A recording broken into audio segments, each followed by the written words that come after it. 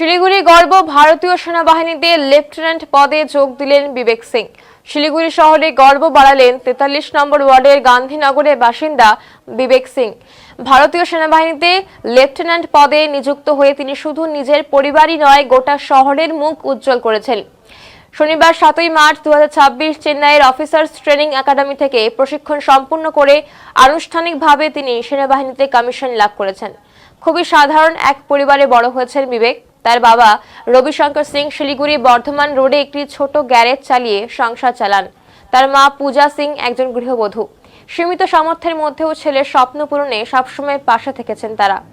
শিক্ষা জীবন শুরু হয় কদমতলা বিএসএফ স্কুলে এবং সেখান থেকে স্কুলে পড়াশোনা শেষ করে শিলিগুড়ি সেলসিয়ান কলেজ থেকে স্নাতক ডিগ্রি অর্জন করে সে। পড়াশোনার পাশাপাশি ছোটবেলা থেকেই সেনাবাহিনীতে যোগ দেওয়ার লক্ষ্য স্থির করেছিলেন বিবেক এবং সেই লক্ষ্য পূরণে নিরলস পরিশ্রম চালিয়ে গিয়েছে।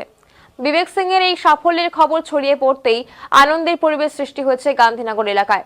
প্রতিবেশী এবং পরিচিতদের মতে এত সাধারণ পরিবারের ছেলের এই সাফল্য সত্যিই গর্বের এবং অনুপ্রেরণার। স্থানীয়দের আশা, বিবেকের এই অর্জন শিলিগুড়ির বহু তরুণকে ভবিষ্যতে দেশের সেবায় এগিয়ে আসতে উৎসাহ দেবে।